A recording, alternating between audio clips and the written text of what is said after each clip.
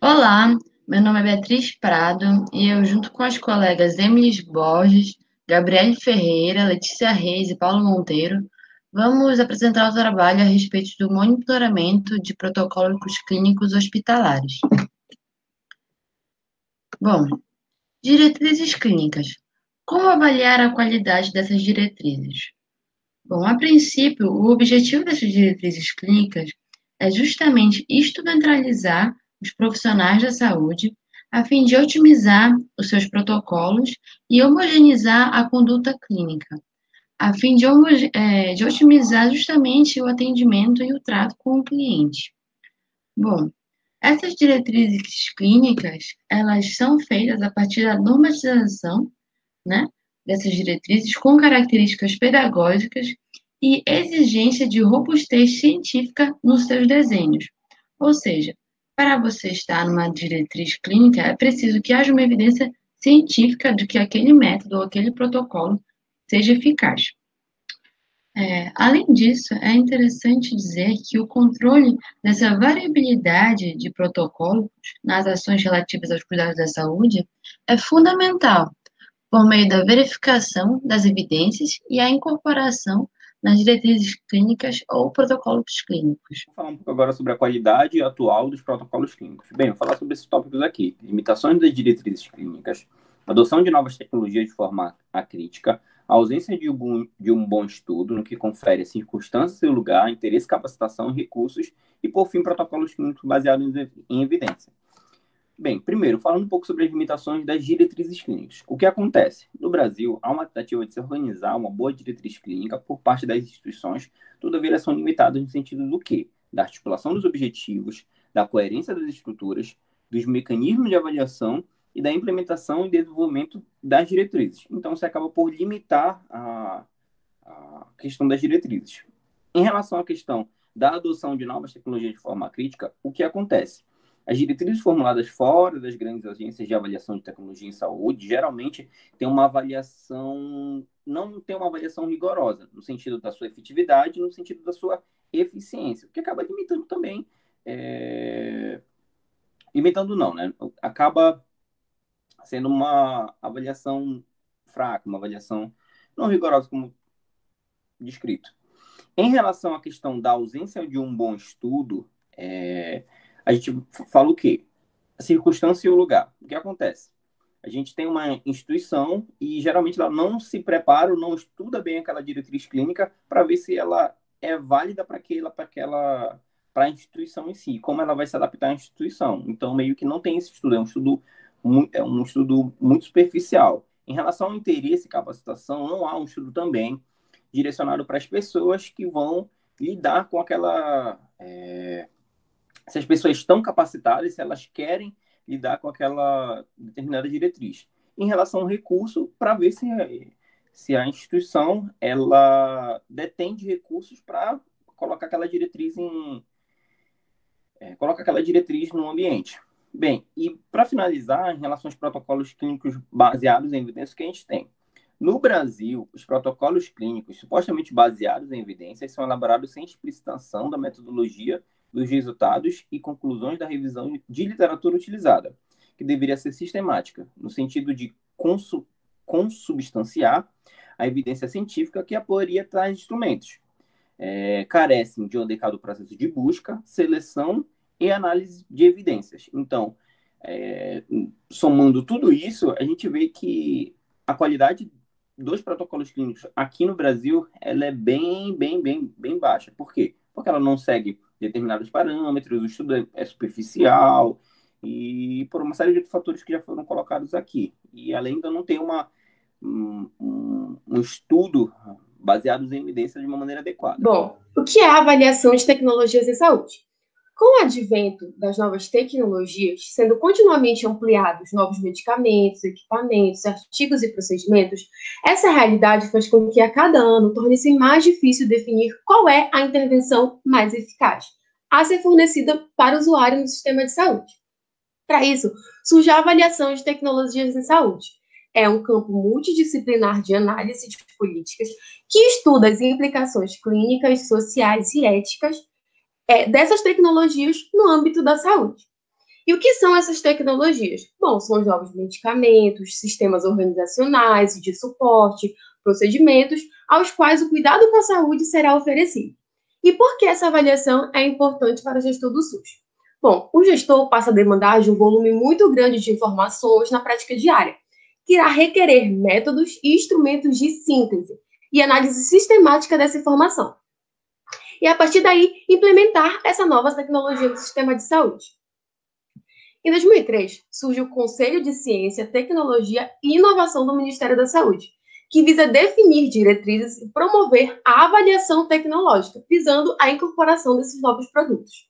Além disso, surge o Grupo de Trabalho de Avaliação de Tecnologias em Saúde, que vai fomentar a pesquisa em saúde, além de subsidiar o processo de incorporação dessas novas tecnologias. Nesse gráfico, pode-se observar o ciclo de vida da tecnologia, começando pela inovação, perpassando pela difusão inicial, incorporação, utilização, e ela pode chegar ao abandono caso ela não seja eficaz para aquela população em determinado sistema de saúde. E quem são os atores desse processo de avaliação? Bom, são os órgãos governamentais, como o Ministério da Saúde, a Anvisa, além das instituições de saúde, operadoras de plano de saúde, sociedades de profissionais e grupos de representantes de pacientes. E o que vai ser avaliado? Bom, a gente tem um quadro retirado do documento do Ministério da Saúde que diz que deve ser avaliado a eficácia, a efetividade, o risco, a segurança, os custos, o impacto social, ético e legal dessa nova tecnologia. Um exemplo é o projeto de hospitais sentinelas, elaborado e patrocinado pela Anvisa, que constitui uma rede de mais de 100 hospitais com o objetivo de monitorar a ocorrência de efeitos adversos relativo ao uso de medicamentos. A partir daí, é possível corrigir falhas no processo e de capacitação do profissional.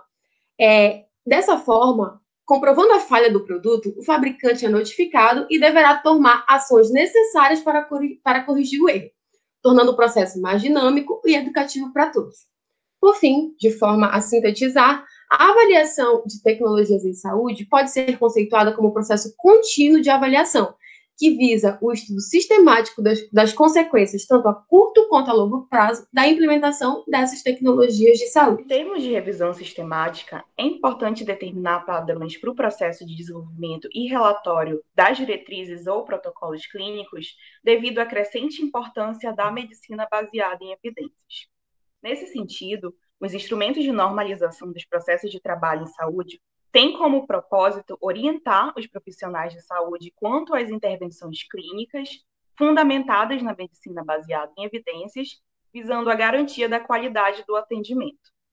As evidências devem ser prospectadas e criticamente analisadas em processo sistemático, para evitar ou minimizar os potenciais vieses, devendo apresentar obrigatoriamente a sua fundamentação, a metodologia utilizada, análise crítica da literatura utilizada, os níveis de evidência, o grau de recomendação, as entidades que participaram da validação e a forma de validação. De uma forma mais sumarizada, o processo de desenvolvimento de diretriz-protocolo deve seguir basicamente 8 pontos importantes. Primeiro, refinar os tópicos ou questões. Segundo, realizar uma revisão sistemática, isso após a identificação dos estudos e a avaliação crítica, tanto com síntese da evidência quanto a evidência em si a ser graduada. Em terceiro, elaborar cenários diferentes e desenvolver modelos de recomendações. Quarto, estabelecer recomendações para pesquisa e atualização da diretriz ou protocolo. Quinto, garantir revisão por pares. Nesse caso, circule a diretriz ou protocolo amplamente entre os especialistas, tanto organizações profissionais quanto escritórios regionais e por aí vai. Em sexto, planejar a disseminação da diretriz, incluindo localização e avaliação. Lembrar sempre que a disseminação envolve muito mais do que uma distribuição física da diretriz ou do protocolo. Em sétimo, completar a documentação do processo de desenvolvimento da diretriz. Em oitavo, submeter o rascunho da diretriz a um grupo diretivo para futura aprovação do texto. Bom, sobre os painéis de consenso. O desenvolvimento das diretrizes clínicas baseadas na evidência científica necessita de um método de consenso sistemático para atingir certas conclusões, permitindo, assim, que o processo a que se chegou para as recomendações finais seja aberto, explícito, transparente, reprodutível e, então, mais fácil de ser criticado e discutido pelos interessados antes da adaptação final, eventualmente melhorando a aceitação dele. O método do grupo nominal modificado, o MGN modificado, também denominado Delphi modificado ou Delphi-Rand, desenvolvido pela Rand Corporation, e que é basicamente uma combinação técnica Delphi com a do grupo nominal, passou a ser mais utilizado na realização das diretrizes clínicas. Esse método é composto por 5 etapas. Primeiro, a escolha dos participantes.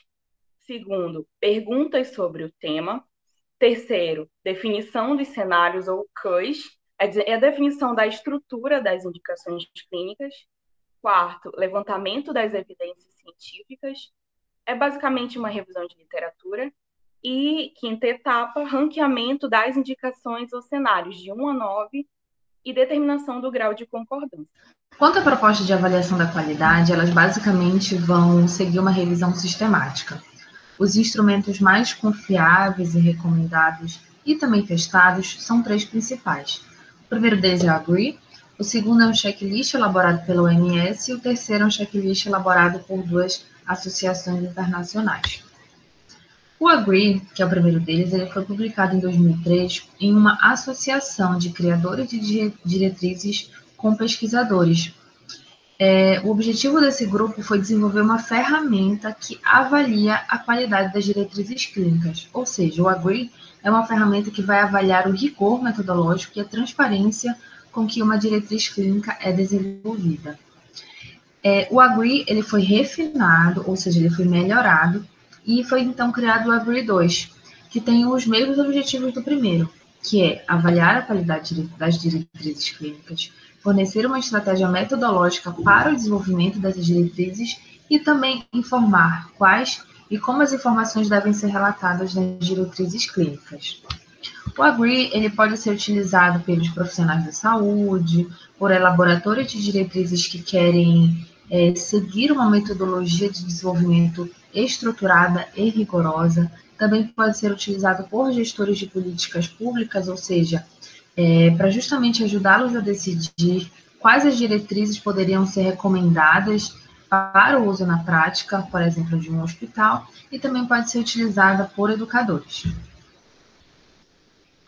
O segundo deles é o checklist da OMS.